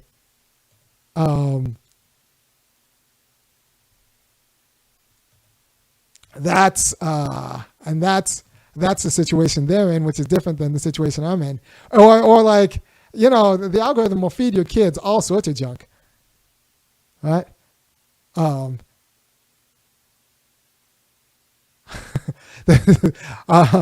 Reach says, give them PBS if you're so lazy as a parent. It's not great, but why sabotage? A distracted parent who had PBS is, yes. And yes, bad moms who can't be told nothing. The examples I'm talking about. Like PBS at least like tries. Daniel Tiger had some dope episodes. Before we like just went cold turkey, no screens on my kids, I remember watching some pretty good Daniel Tiger and Peg the Cat episodes with them. And that was actually like, they had a good disabled episode. Daniel Tiger was okay. But still, like, if you can go just no screens, just go no screens. And I don't know what to do with the bad moms who you can't tell are bad moms. And a lot of them in America, right? So, like, immigrant moms are better, man. Because American culture screws up womanhood. And so since American culture screws up womanhood, it screws up motherhood. And so, like, immigrant moms are better.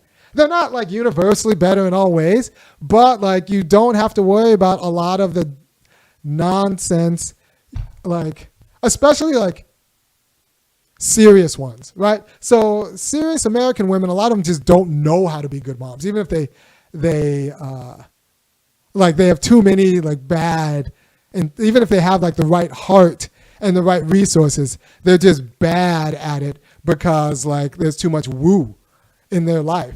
And this is at every class. There are bad, like, rich American moms. There are bad middle-class American moms. There are bad poor American moms. In fact, the poor ones might actually be the best. And I've said before that single black moms are the best single moms because single white moms are horrible. Are horrible. They're single for a reason, and their bad moms are like single white moms are bad. Single black moms are at least competent. Single white moms, they might be liberals, and they just might be bad because they can't even attract a white guy.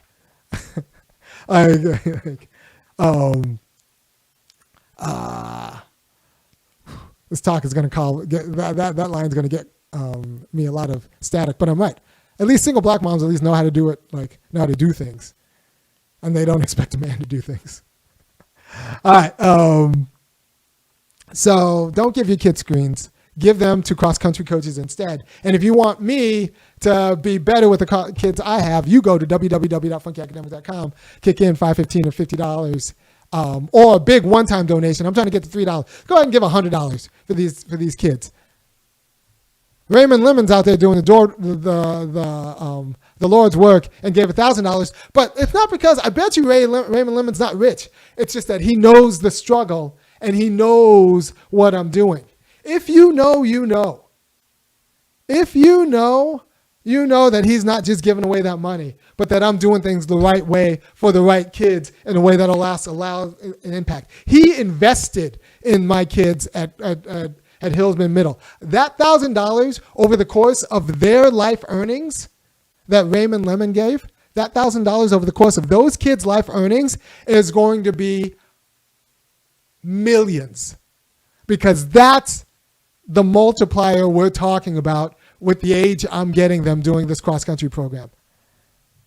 That is the multiplier we're talking about. I'm getting 6th, 7th, and 8th graders who are poor and teaching them how to run distance in the heat and compete and beat other kids who they've been used to in every other aspect of their life losing to.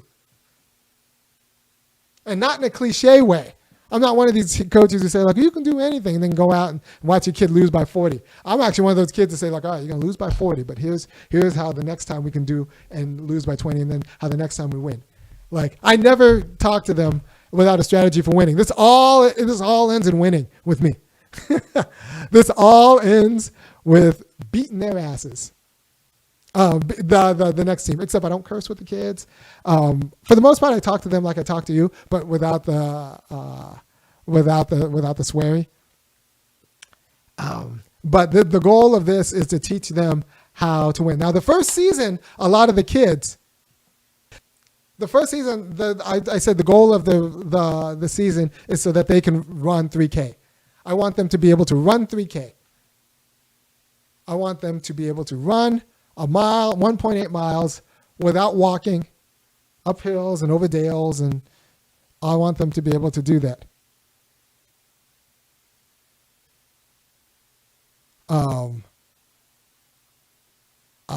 I want them to be able to do that.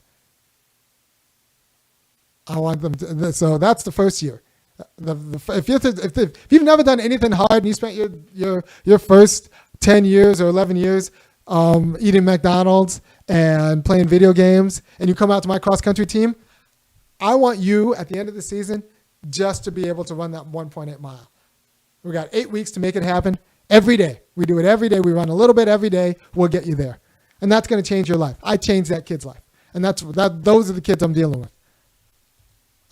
Now, I'm putting in a system, so I'm training them year-round. So the next year, I want that same kid to place top 10. I want that same kid winning a medal, because in cross-country races, the top 10 get medals. So it's like a big old cattle, like they're like 100 kids out there, and the top 10 get medals. But the first year, the goal is for every kid on the team to be able to complete a race without walking. Because last year, the few kids who actually made the team, most of them walked half the races. And I think only one or two girls would actually run the whole thing. This year, I want all the guys and all the girls to run all the way to be able to run the whole race. Next year, I want them beating the white girls over in the suburban, like in the other suburban counties. I want them actually like winning. I want them in it. And not just in a cliche way where you tell them, oh, you can do anything, but in an actual way where they actually do it. I'm worried about my sound. How's my sound? Good. All right, so my sound is good. So, what else do you need to know about running cross country? I think it's just not too late. A lot of sports are too late. A lot of sports, 11, 12, 13 is too late. You're not going to be a professional gymnast. Or you're not going to be your competitive gymnast at 14 is going to be too late. Should I tell you why I'm against cheerleading? Oof. All right, so this is going to get me in trouble. This is going to get me in trouble. We have junior high cheerleaders, and I watch black girls do cheerleading. The poor black girls at school, they have an option to do cheerleading, and too many of them do cheerleading, and I do not like that. I do not like that. And I'm not saying that cheerleading isn't hard. I'm not saying that cheerleading doesn't take athleticism. I'm saying that cheerleading is about presentation as opposed to doing. It's about presenting a certain sort of way. Anything where you need glitter and makeup as part of the uniform. I like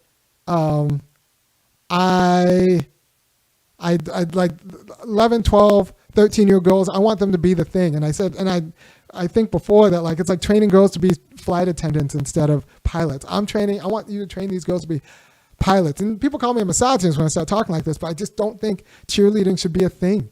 I think if you can cheerlead, I think in order to be a cheerleader, you need to play another sport. There, I said it. In order to be a cheerleader, you need to play another sport.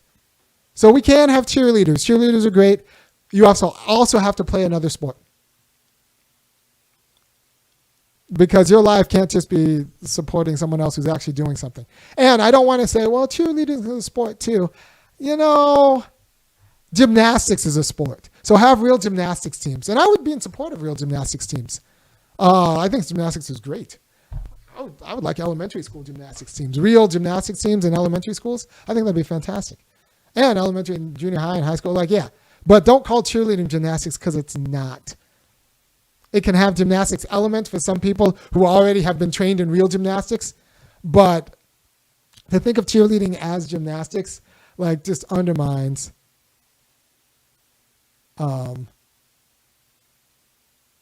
undermines what real gymnastics is. Yeah, and or like have like a ballet team. Yeah, no, a ballet, even a drill team.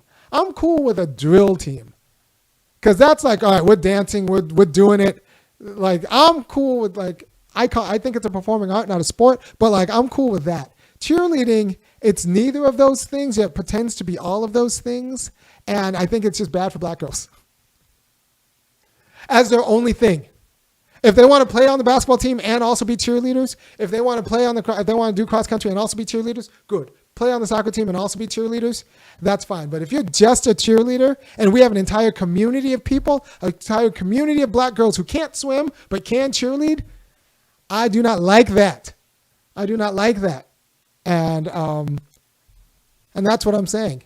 So if you want me to actually grow sports for this kind of community, go to www.funkyacademic.com and kick in, because I am the coach. I am not the cheerleader coach. They're going to be pissed off when they hear this, or if word gets around about this. I am the coach.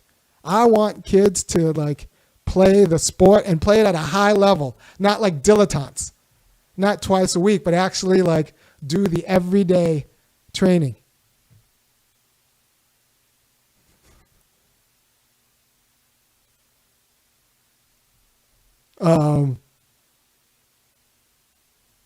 Gina Murray said something I'm going to have to read. I'm going to read all the comments. All right.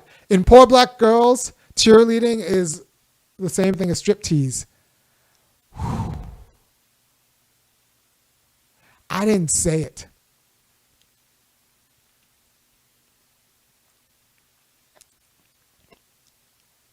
I don't say it. I don't know. I mean, I read it, so I kind of say it. And if I thought it was completely false, I wouldn't have read it. But like, I don't. In poor black schools, cheerleading equals striptease.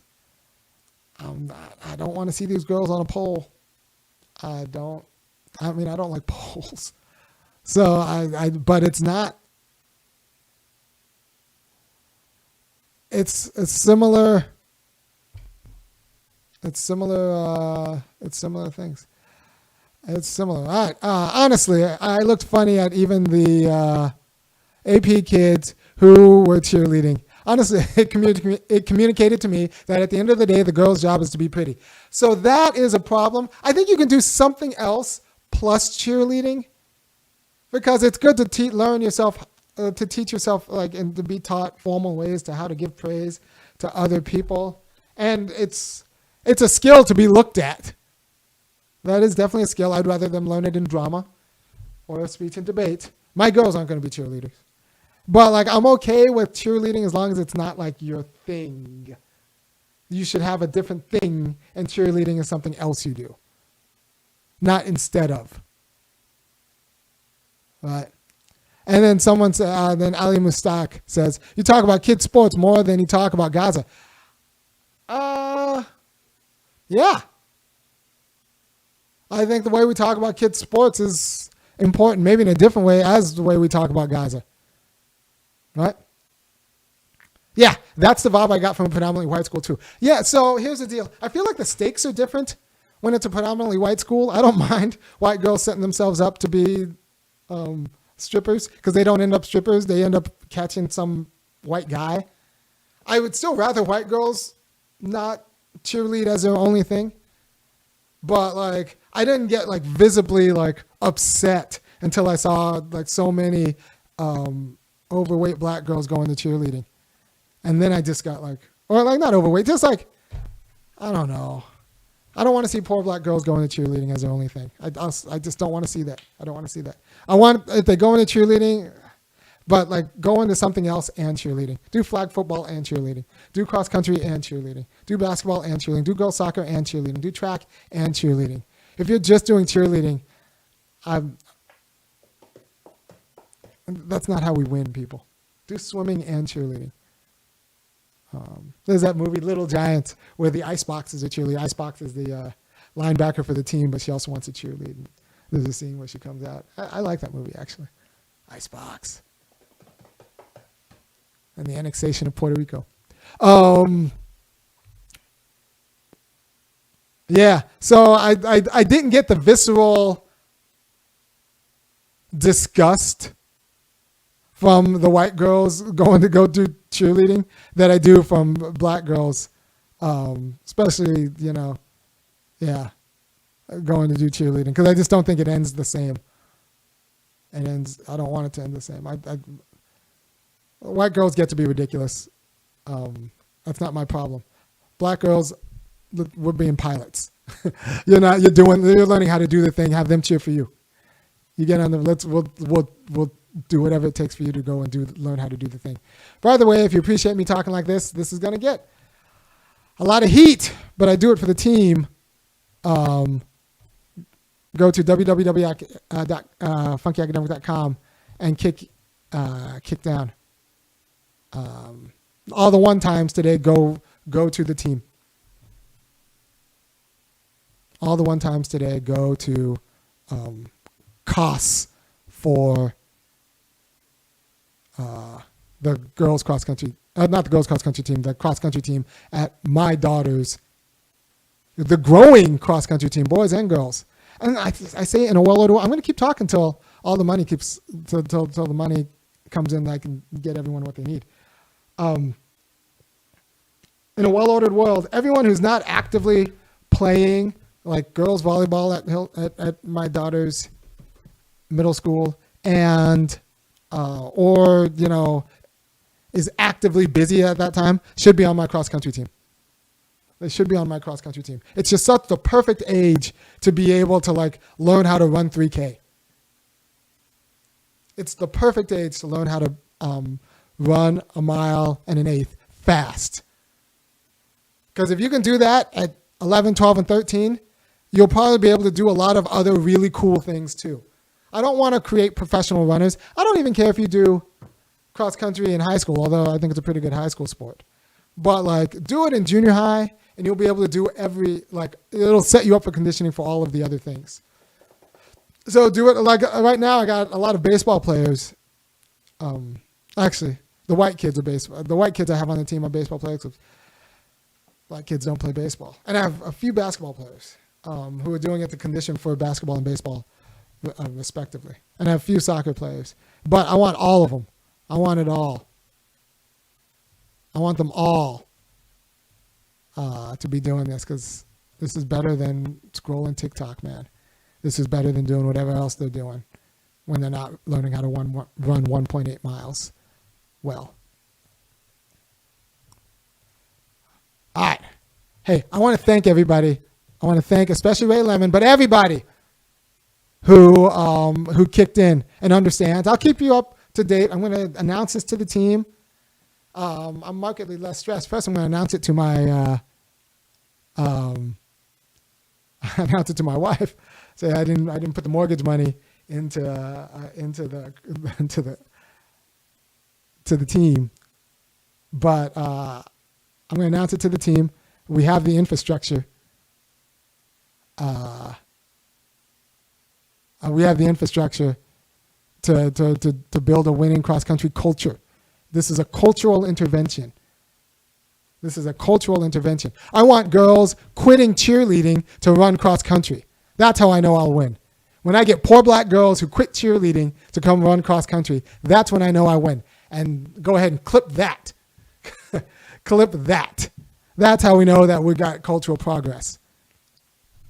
Poor black girls are quitting cheerleading to come to join the cross-country team and learn how to run 1.8 miles. And if you support that vision, go to www.funkyacademic.com and kick in. All the one-timers go right to that vision. All right? Thank you for your time, and I'm going to peace out.